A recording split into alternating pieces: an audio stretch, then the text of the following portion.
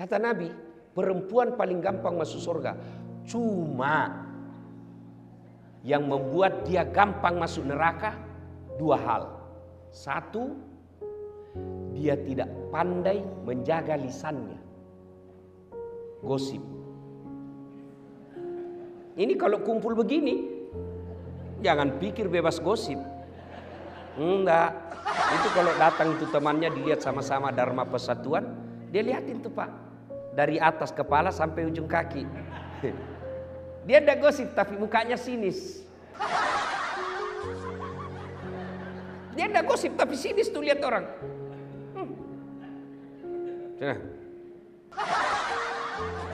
Kenapa? Kayak umbul-umbul. Iya toh Ibu? Maka perempuan kalau dia mampu menahan lisannya, insya Allah gampang masuk surga. Tapi sayang seribu sayang, setan tahu rahasia ini. Maka dibuatnya gampang dia terprovokasi. Ketahuan? Katanya, oh iya. Padahal dia tidak tahu itu. Cepat sekali. Iya betul. Padahal dia tidak tahu. Suka ikut campur yang bukan urusannya. Nah biasanya kalau perempuan orang suka ikut campur, takdirnya semasa hidupnya seperti tauge. Ibu-ibu tahu tauge? Ibu tahu tauge? Coba lihat tauge, suka ikut campur kan? Iya toh? Gado-gado ada. Pecel ada. Soto Betawi ada. Nah, apa lagi? Tahu isi ada. Karena tauge selalu ikut campur, maka Allah takdirkan tidak ada yang lurus. Semua tauge bengkok. Jadi kalau ada ibu-ibu pagi-pagi gosip teriak saja, "Oi, tauge dia." Ayuhibbu ahadukum kata Allah, sukakah kamu memakan bangkai sesamamu manusia? Inilah penyebab utama putusnya persaudaraan. Gosip. Cerita kejelekan orang. Meskipun saya jelek, saya tetap marah ketika kau cerita saya jelek. Itulah sebabnya Allah melarang. Zaman dulu, zaman Pak Menteri sekolah, zaman Pak Menteri masih pegawai biasa di kantor ini, gosip masih lebih sulit daripada zaman sekarang. Kalau dulu mau gosip harus tatap muka di satu tempat. Sekarang satu di Jenek Berang Makassar, satu di Jawa Timur, satu di Riau, kumpul di grup Dharma Wanita Persatuan PUPR. Siapa yang dikosip? Temannya yang ada di Jambi. Nah, itu tidak perlu ketemu. Setan mempermudah. Dan kita gampang sekali mencet jari ketika berbicara keburukan orang. Itulah sebabnya Nabi sampaikan, beruntung orang yang terlalu sibuk mencari aib dirinya sehingga tidak punya waktu untuk mencari keburukan orang lain. Itulah pepatah dulu waktu kita sekolah mengatakan, semut seberang lautan tampak olehnya, sementara gajah di pelupuk matanya tak nampak. Ini yang banyak sekarang di media sosial. Apalagi jelang Pilpres kemarin. Oh Masya Allah. Orang mau jadi presiden, dia panen dosa. Maka ibu-ibu, saya cinta kalian karena Allah. Hindari gosip, hindari gibah. Tapi yang saya ceritakan benar. Justru benarnya namanya gibah. Kalau salah namanya fitnah. Maka pelajaran pertama, kalau mau merapatkan persaudaraan, hindari gosip. Perempuan kalau mampu menahan lisannya dari gosip, insya Allah gampang masuk surga. Yang kedua, kata Nabi, penyebab perempuan gampang masuk neraka karena dia tidak mampu mensyukuri kehadiran suaminya. Coba, berapa banyak nanti perempuan soleh secara ibadah mahdah kepada Allah, tapi terpaksa masuk neraka. Kenapa? Karena dia sudah bantah, suka melawan, suka menjajah suaminya.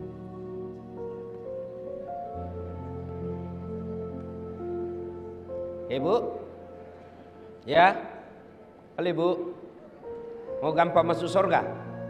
Mau ibu? Mau? Kata Nabi, minta ridha suami. Bagaimana cara minta ridha suami? Yang praktikum, yang langsung bisa dipraktekkan. Satu, kalau suami mau berangkat, jangan lupa usap dadanya, minta ridhanya. Saya agak belok sedikit dari halal bihalal, karena tiap tahun kita halal bihalal. Tapi menasehati istri ini jarang di sini. Ibu, jelas ya? Mau dapat ridhanya suami, suamimu setiap mau pergi, jangan pernah dia tinggalkan rumah tanpa ibu antar sampai ke mobil. Itu real. Tapi kadangkala perempuan modern, suaminya pergi tanpa dilihat sama sekali. Itu awal ibu jauh dari ridha Allah. Antar, pegang tasnya, masuk ke mobil. Itu istri saya Pak Menteri. Meskipun Ibu Kartika juga demikian, ya. Meskipun saya selisih 26 tahun, Pak Menteri tadi bilang istri saya itu ustadz cerdas. Beliau kadang lebih menasihati saya. Memang istri begitu. Daripada ibu jaga HP suami, tapi kan kita tidak berkhianat. Ya, tidak berkhianat. Jadi gimana caranya? Istri saya kalau saya mau keluar, itu ransel saya dipikul. Ya, saya bilang karena ransel saya itu setiap kemana-mana agak berat. Karena banyak barang elektronik di dalam untuk saya mengajar. Bawa. Lalu dia bilang, jangan. Nggak usah sayang, biar saya bawa. Kata istri saya, beratnya ransel ini tidak seberat beban Ustadz cari nafkah untuk kami.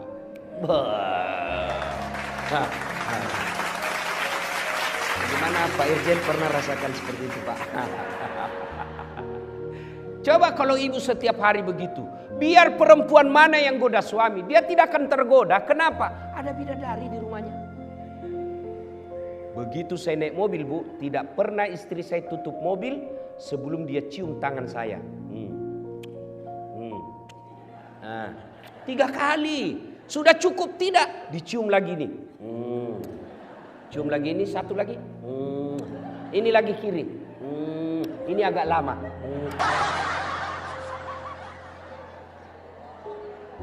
Ayo bapak-bapak pernah merasakan? Ibu-ibu setiap mau pergi suami cium tangan. Nah, pantas perempuan lain cium tangannya suami. Coba ibu amalkan deh ini real. Nggak usah, ibu tidak usah menjelis taklim 1 bulan kalau nggak praktek ini. Itu real bisa ibu dapat ridha suami. Apa cukup sampai di situ istri saya? Tidak. Dia usap dada saya, lalu dia bilang, Ustadz ridhoi saya. Dia tidak tutup pintu mobil sebelum saya bilang, ya meskipun semalam bertengkar. Bohong kalau ada suami istri tidak pernah bertengkar. Apa Ustadz tidak pernah bertengkar? Bohong. Bohong kalau ada katakan Ustadz tidak ada masalah rumah tangganya. Bohong. Saya aja ada masalah ibu. Apalagi setelah saya viral kemana-mana. Banyak masalah saya Pak Menteri. Apa masalah saya? Banyak janda curhat. Terus pura-pura minta doa-doa penenang jiwa. Lama-lama dia bilang, Ustadz maukah Ustadz menjadi imam dalam ini? Saya bilang mohon maaf ibu, saya bukan imam, saya penceramah. Jelas ya ibu, real. Yang kedua, ibu sebagai istri pejabat ataupun bukan pejabat, ketika suami pergi, bantu suami cari nafkah. Bagaimana bantu sama mencari nafkah? Ibu tidak usah dagang kiri kanan keluar rumah, nanti difitnah orang. Real bukan pekerjaan yang mendatangkan rezeki. Kalau pekerjaan yang mendatangkan rezeki, semua orang yang sama pekerjaan tupoksinya mestinya sama uangnya. Tapi menurut keyakinan kita orang Islam, yang mendatangkan rezeki al-waqi'ah, kemudian duha, kemudian sedekah dan silaturahmi. Jadi ibu kalau mau bantu suami cari nafkah, sholat duha. Suami pergi, anak sudah pergi sekolah, jam 8, ibu ambil wudhu, sholat duha 2 rakaat. Ada waktu tambah 4, masih cukup 6, masih luang 8 rakaat. Bagaimana caranya? Sama sholat sunnah yang biasa, cuma bedanya niat. Tahajud niatnya tahajud, waktunya malam hari. Sholat duha niatnya duha, waktunya pagi hari. Jangan juga ibu sholat duha malam hari. Saya sudah sholat duha Ustaz, tadi malam, malam hari dia sholat duha. Sholat duha pagi hari. Sudah sholat duha, ibu minta doa. Ya Allah, Engkau yang ngatur rezeki suami saya di PUPR. Kalau rezekinya masih di atas langit, turunkan. Itu orang doa minta rezeki, Allah dipaksa loh bu. Kalau di atas langit, turunkan. Kalau dalam tanah, munculkan. Kalau masih sedikit, cukupkan. Kalau masih jauh, dekatkan. Itu doa minta rezeki. Dan yang paling penting berkahkan. Sudah itu ibu ambil HP. Telepon, bang, gimana kabar? Alhamdulillah baru tiba di kantor. Ya bang, jangan menghalalkan segala cara. Baru saja saya doakan dalam sholat duhaku. Insya Allah Allah akan bukakan rezekimu. Salam sayang selalu dari istrimu di rumah. Itu langsung dikasih lihat itu semua temannya di kantor. Ini istri saya. Ibu pernah WhatsApp begitu? Really? Cari ridha Allah, bantu suami cari nafkah, sholat duha. Kalau ini ibu lakukan, insya Allah suami tidak akan macam-macam. Cuma yang kadang-kala masuk WhatsApp, bang, jangan lupa singgah beli gas. Bang, jangan lupa singgah beli ikan. Salah? Tidak. Tapi sertakan juga mengingatkan suami untuk ibadah. Itu istri yang soleha. Masuk waktu sholat, bang, sudah duhur ini bang. Sudah sholat tak? Belum. Sudahlah, tinggalkan dulu pekerjaan. Itu pekerjaan bisa dikerja. Sholat tidak bisa kau tunda. Ayo sholat. Itulah istri yang dapat ridha dari suaminya. Kemudian pulang suami, semestinya istri yang soleha kata Nabi, pulang suaminya menyenangkan hati ketika dipandang wajahnya. Tanyalah bapak-bapak, senang tak memandang ibu ketika di rumah? Bagaimana istri yang soleha? Menyenangkan hati dipandang suaminya. Jadi kalau ibu tahu suami pulang pukul 5 petang, sudah kira-kira 15 menit sebelum pukul 5 ibu dandan. Warna apa dia senang suami? Dia senang warna coklat. Pakai warna coklat. Tapi saya tidak senang. Ibu mengalah karena menyenangkan suami, itu ridha Allah. Kalau perlu pakai baju renang.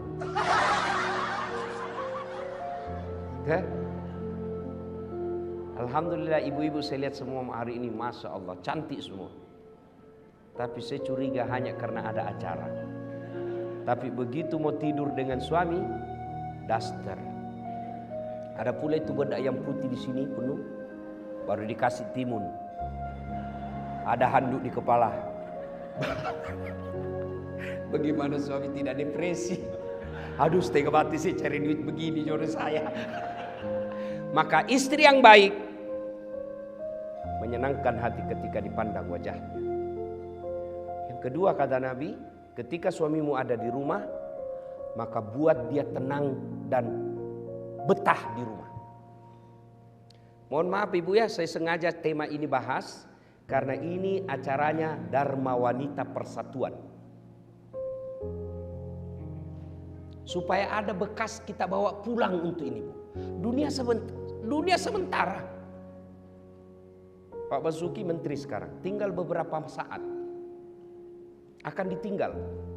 Tapi menjadi suami, menjadi istri, itu bisa sampai akhirat. Dan ibu tahu makna dari doa fid dunya hasanah. Kebahagiaan di dunia, keselamatan di dunia menurut para ahli tafsir menafsirkan ayat ini yang disebut kebahagiaan di dunia punya istri yang soleha. Bapak bisa bayangkan bagaimana kalau istri kita intimidasi, mana bisa kita tenang? Baru kita sampai 10 menit di telepon, di mana kau? Di mana kau? Di kantor, bohong, coba lihat video call. Mana bisa kita tenang, Pak? Saya yakin Ibu Menteri, Pak Menteri, Pak Basuki bisa hebat seperti sekarang karena punya istri Ibu Kartika. Mana bisa kita jago kalau diteror sama istri? Coba, saya mau ceramah di sini, 10 menit sebelum saya tampil, istri saya mamanya cek WhatsApp. Pulang kau cepat, pulang kau cepat. Mana bisa lagi saya tenang? Kenapa kau suruh pulang? Anakmu kesetrum. Itulah tugas istri. Maka kalau mau punya penghasilan suamimu baik, buat hatinya tenang. Kenapa? Karena penghasilan suamimu akan kembali ke istri. Dan jangan buat suamimu memilih pilihan yang tidak bisa dipilih. Mana? Karena ada perempuan tuh kadang ngomong, ibumu terus, ibumu terus. Pilih ibumu atau saya istrimu. Mana bisa kita pilih? Itu yang orang Bugis bilang, ajak musuri lakemu to sikuna. Jangan kau suruh suamimu gigit sikunya. Ayo, ibu gigit siku. Yang bisa saya kasih umroh 10 kali. Coba gigit itu sikumu. Mana bisa? Itulah yang disebut jangan posisikan suamimu pada pilihan yang tidak bisa dipilih. Pilih kok, mamamu atau saya istrimu. Itu pilihan beleng-beleng gitu. Ibu, kan ada yang biasa istri ngomong begitu. Bu, yang suka ngomong begini. Ibu, tolong jawab ibu. Siapa yang mengandung suami ibu? Mamanya. Siapa yang melahirkan? Ibunya. Siapa yang membesarkannya? Siapa yang mendidiknya? Sekarang siapa yang terima gajinya? Nah, jawab ini bu, jawab. Istrinya. Maka pantas ketika Nabi sampaikan, ridha Allah ada pada ridha suamimu. Maka istri yang soleha membuat suami betah di rumah. Itu real. Tidak usah baca kitab kiri kanan. Real itu. Itu kesimpulannya semua kitab. Ibu, sekali-kali pikir tuh, susahnya itu jadi suami. Di jalan macet. Di kantor dimarah-marahi Pak Dirjen. Dimaki-maki, memang kau goblok. Selalu siap salah Pak. Masuk warung kopi dikejar tagihan. Ya kan? Sampai di rumah dimaki-maki lagi sama istri. Memang kau goblok, kenapa kau tidak lawan? Mau dilawan dan dia dirjen. Sampai di masjid lagi dengar khotbah, neraka lagi dicerita, kau dibakar, dilipat, diguling. Mana enak jadi suami kita? Sampai di rumah dimaki-maki lagi, hilang kita punya harga diri. Dan itu perempuan salah satu kelebihannya ahli sejarah. Tidak pernah dilupa kesalahan kita, Pak. Sudah 5 tahun yang lalu ada kesalahannya, dijelaskan kesalahannya, dia berusaha menjawab kesalahannya itu, belok, nyambung lagi 5 tahun yang lalu. Itulah perempuan ahli sejarah. Maka istri saya berkata, karena kami perempuan ahli sejarah, tolong kau suami jangan bikin sejarah. Top. Ya, nah ibu-ibu yang saya muliakan, muliakan suami. Kadangkala kita sakit, kadangkala kita cemburu. Tapi jangan sakit dan cemburu itu yang baru beberapa saat melupakan kebaikan suami yang sudah puluhan tahun. Kalau ini yang kita lakukan disebut innallaha yuhibbul muhsinin. Allah mencintai orang-orang yang bukan saja memaafkan suaminya, tapi juga membalas dengan kebaikan. Itu esensi dari halal bihalal. Memaafkan, bukan sekedar memaafkan, tapi juga dia berbuat baik kepada orang yang menyakitinya. Ibu bapak saudara-saudara sekalian, suatu kali Nabi lagi duduk-duduk dalam masjid. Tiba-tiba Nabi bersabda, sebentar lagi akan muncul penghuni surga. Datang dan semua orang melihat, apa kelebihannya ini orang? Kalau dilihat dia masyarakat tidak terkenal, ibadahnya juga tidak istimewa. Lalu Abdullah penasaran, dia mau tahu apa amalnya ini sehingga Nabi jamin masuk surga. Maka dia datanglah ke rumahnya dan berkata, Assalamualaikum Tuan. Waalaikumsalam. Bolehkah saya menginap di rumahmu? Oke, nginap. Abdullah malam bangun sholat tahajud. Yang dijamin masuk surga yang punya rumah, dia cuma tidur. Pagi hari Abdullah bin Umar sholat duha, ini cuma duduk. Sore hari Abdullah tadarus, ini orang cuma lihat-lihatin. Hari 2, 3 begitu. Abdullah kemudian berkata dalam hati, sepertinya lebih banyak amalku dari ini orang. Dan dia terus terang, Tuan, saya mau tahu apa keamalanmu sehingga Nabi jamin kau masuk surga. Dan itu 3 kali Nabi ucapkan. Kata dia, tidak ada, kau lihat amalmu lebih banyak dari saya. Kau sholat malam, saya tidur. Lalu Abdullah berkata, baiklah kalau begitu saya pamit pulang. Belum jauh dipanggil, Abdullah ta'al sini dulu. Apa gerangan? Ada yang saya lupa. Apa itu? Saya setiap malam sebelum saya tidur, saya berdoa kepada Allah, ya Allah, ampuni orang yang menyakitiku dan bersalah kepadaku hari ini, karena aku telah memaafkan mereka sebelum saya tidur. Lalu Abdullah berkata, Allahu Akbar, itulah yang membuatmu gampang masuk surga. Ternyata orang yang ibadahnya sederhana tapi tidak punya sifat pendendam jauh lebih gampang masuk surga. Orang yang banyak ibadahnya tapi dendam dia bawa sampai mati. Inilah makna halal bihalal, memaafkan. Nah sekarang bagaimana cara kalau sudah terlanjur? Kemarin pilpres 01, 02, 03. Sekarang tidak ada lagi 01, 02, 03. Sekarang 00. Mari kita tinggalkan semua itu. Namanya pesta demokrasi, pasti ada kalah, pasti ada menang. Dan kalau menang, ya dia punya tanggung jawab menjalankan. Kalau dia kalah, kalau dia bersabar, dia dapat pahala sabar. Nah, sudah, bagaimana cara menyambungkan? Satu yang paling efektif menyambungkan silaturahmi, sedekah. Sedekah. Pak Menteri ada marahi staf. Nah, saya sudah kasih begini masih kau salah juga. Sudah ada topoksimu masih salah juga. Marah. Sudah marah Pak Menteri katakan, ya sudah lain kali jangan begitu ya. Ini ada pembeli pulsa. Katanya anak buah, Pak besok marah lagi deh Pak. Itulah hebatnya sedekah. Saya tanya ibu-ibu, senang suami pelit atau dermawan? Senang tetangga pelit atau dermawan? Senang tetangga pelit atau dermawan? Teman pelit atau dermawan? Tidak ada orang suka orang pelit. Bahkan orang pelit sekalipun tidak suka sama orang pelit. Iya toh ibu? Jangan ke rumahnya pelit, padahal dia juga pelit. Maka menyambungkan silaturahmi, sedekah. Tapi jangan salah paham, sedekah tidak selalu duit. Apa sedekahnya Kementerian PUPR? Bangun jembatan. Apa sedekahnya PUPR? Perbaiki irigasi. Itu sedekahnya. Kalau duit, berapa duit kita? Pasti korupsi kalau ada pegawai negeri banyak uangnya.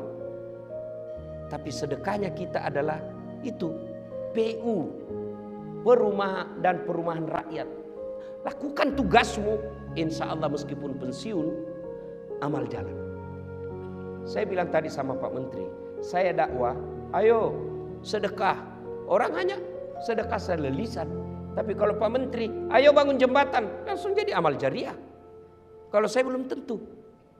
Maka merugi orang yang punya jabatan dan kuasa tidak memanfaatkan jabatan kuasanya untuk sedekah akhirat.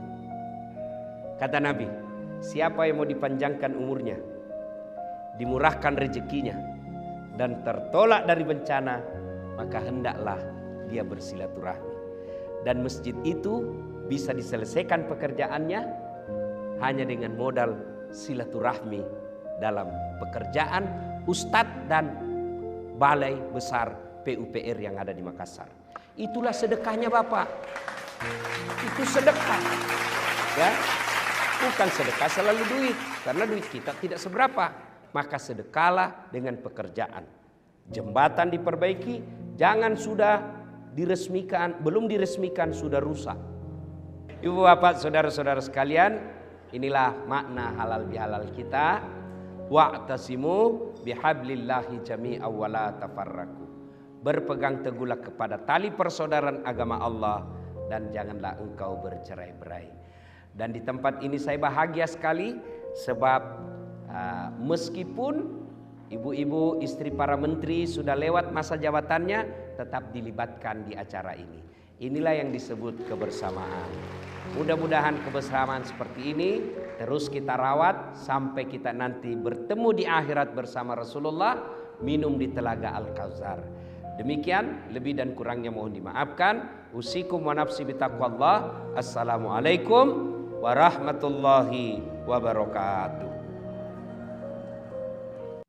Subscribe, jangan lupa subscribe, jangan lupa subscribe, jangan lupa subscribe, jangan lupa subscribe.